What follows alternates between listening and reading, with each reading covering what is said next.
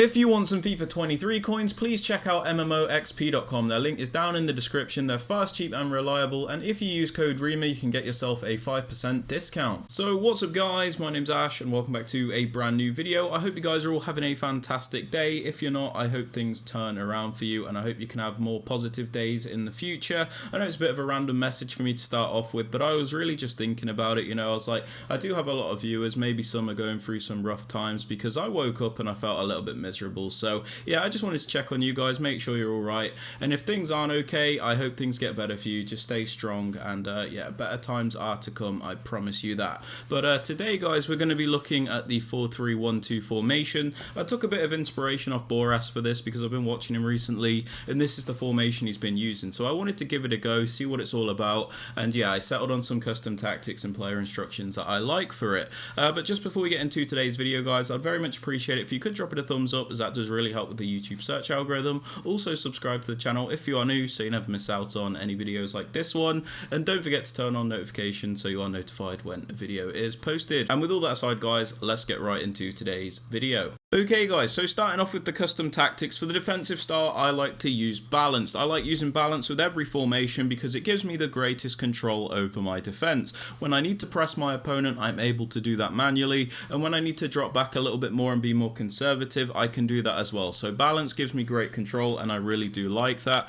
I know some people like using press after possession loss, constant press and whatever, but I do suggest getting used to balance if you can. But if you do want to use pressure tactics, go ahead, that's completely fine. Now moving on to the defensive width guys, I actually have this on 35. Now Boras actually suggested to have this on 25, but when I was using it, it was just a little bit too narrow for me in the defense, so I upped it by 10 and I found it to be much better than it was with 25. But yeah, that's just my preference. If you want to up this even more, that's fine. If you want to lower it, like, go ahead, Moving on to the depth guys, I have this on 62. The reason for this is it allows me to win the ball higher up the pitch at times, but at the same time I don't keep my defensive line super high all the time, so we don't get always like through balled and stuff like that. It does give us nice balance, but at the same time we're not constantly pinned back, so it is really nice to have this on 62. It's a bit of a random number, but I do really like it.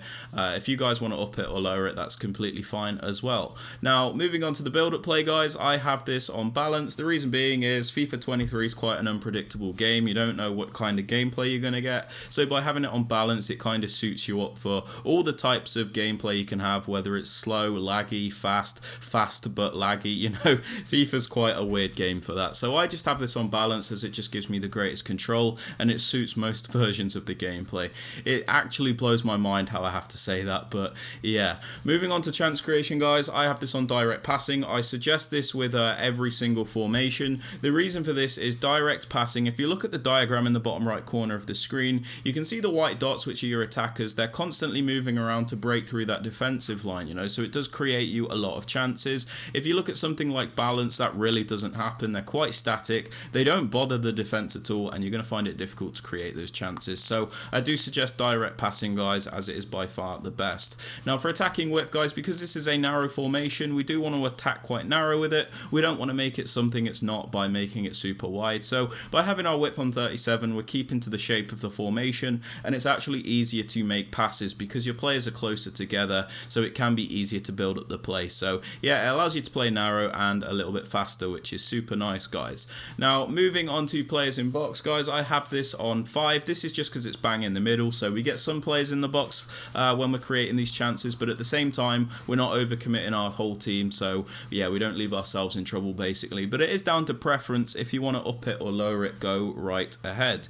And lastly, for custom tactics, the corners and free kicks, we just have this on 1 because I haven't really been like crossing the ball from set pieces recently. I've just been taking them short, so I don't really need players in the box for them, so I just have this on 1 so we don't get counter attacked. But again, if you want to up it, it is completely fine guys. Now moving on to the plays you want to use guys, because it's a 2-striker formation, you do have a bit of variety on what you do with the 2 strikers. When you have a 1-striker formation like the 4-2-3-1, you have to be a bit more selective because you have to compensate for the fact that there's only 1 striker instead of 2. So in these 2-striker formations, forwards, we really have a bit more of a variety. So what I like to do is I go for a more technical player on the left-hand side in Di Maria, someone with 5-star skills, someone that can actually act as another creator, and then we have a more clinical striker, one with a 5-star weak foot, good finishing, in Robbie Keane on the right-hand side. So we have a nice balance between the two strikers. But if you guys just want to use like two lengthy players or two explosive players, don't worry, I just like to go for a bit of a balance between the two. Now, moving on to the cam, guys, you just want to use a nice technical player if you can, somebody that's good at dribbling, somebody that's quick, somebody that's able to pass the ball, shoot the ball, basically somebody that's just good all around in attack, because they're like your main creator in this formation. So it's important you use somebody that you're comfortable with in this position. If you use somebody clunky, you might find it difficult to actually create any chances. Now, moving on to the right centre mid, guys, this is going to be a box-to-box midfielder. So I suggest somebody that has very well-rounded stats. I'm using Park Ji-sung because he's got like above 80 in nearly every stat. And the best work rate you can have on this player is a high work rate, because they're going to be attacking and they're going to be defending. So if you want to fit this team and like formation perfectly, make sure you go for a high work rate in the box-to-box right centre mid position.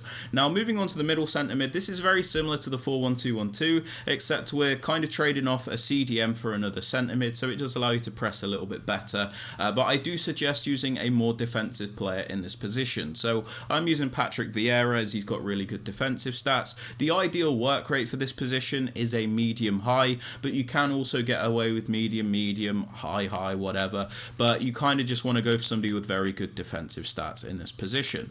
Now, for the left centre mid, we actually use an attacker. So I'm using Phil Foden. This is actually going to make this player play in attack when we get the ball. This will all make sense when we get to the player instructions. So you don't actually want like a proper centre mid here. You could use somebody like Neymar, Messi, you know, those types of players. You want to use somebody attacking. Another added bonus you can get with this player is a high work rate, so they attack and defend very well, but it's not a complete necessity. But go for an attacking player in this position, guys. Now, for the fullbacks, I like to go for a bit of a balance between the two. So I have Hernandez, who is a more attacking fullback, and Kyle Walker, who's a more defensive fullback. But if you want to go for like two attacking fullbacks or two defensive fullbacks, that's completely fine, but it might alter your player instructions ever so slightly, guys.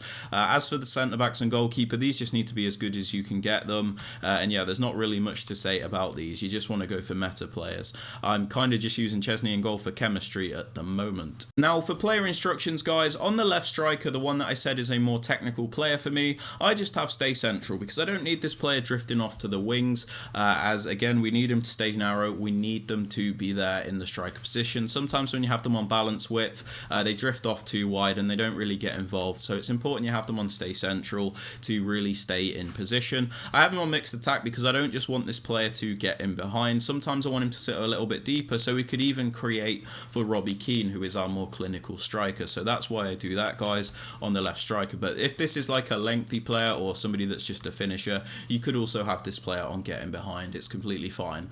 As for the right striker, the one that I said is my more of a finisher striker, I have stay central again because I don't want him drifting off to the wings, and I have getting behind because I do want him to make those runs by default. I always want him to be making those runs so we can get the best chances with him. We need him to be the one to finish those chances. So if we have Robbie Keane on getting behind and Di Maria on mixed attack, sometimes Di Maria will sit a little bit further back, Robbie Keane will make that run, and then we could play Robbie Keane in with Di Maria. It's just a nice balance to have between the two strikers.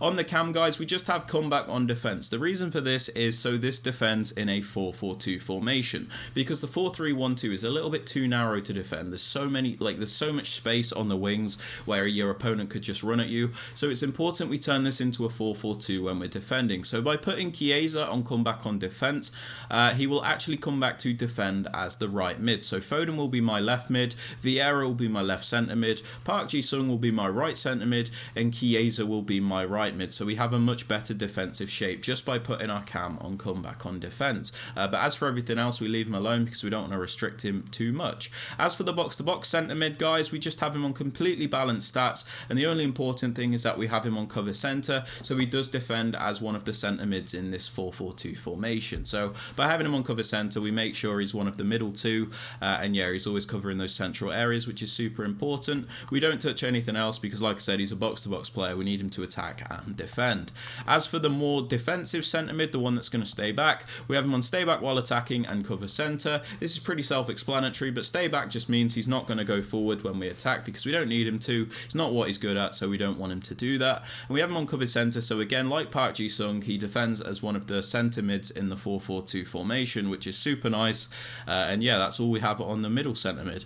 As for the left centre mid, the one which I said you should use an attacker in, like Messi or Neymar, we actually have get forward, so they really do join the attack, they really do get involved to give us extra support there. And then we just have cover wing. The reason we have cover wing is because we need this player to defend as the left mid in the 4-4-2. If we have him on cover centre, it kind of messes up that 4-4-2 thing we have going on. So by leaving him on cover wing, he will actually go to defend as the left mid. So Foden left mid, Chiesa right mid. Now the reason I said the high work rate is super useful is because when we are defending, the high work rate in defence will mean he will be very quick to go to that left mid spot, and when we get the ball back, the high attacking work rate means he's going to be very quick to get forward as well. So it is really nice, guys.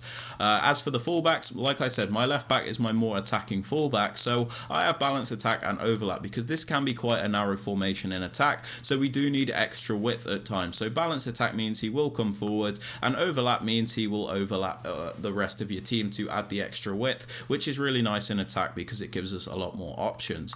As for my right back, like I said, he's a more defensive player, so I actually have him on stay back while attacking and overlap. The reason being is we don't need this player to go forward all the time. He's a more defensive player, and it means we'll always have at least 3 defenders back most of the time. And the reason we have him on overlap on the run type is because let's say I do trigger a run forward with him, it means he will actually add the extra width instead of like coming a bit narrow, which you don't really want.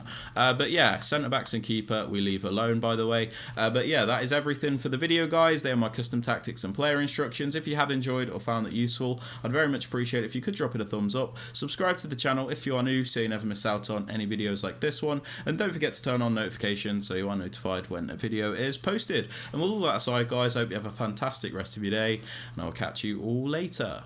Peace.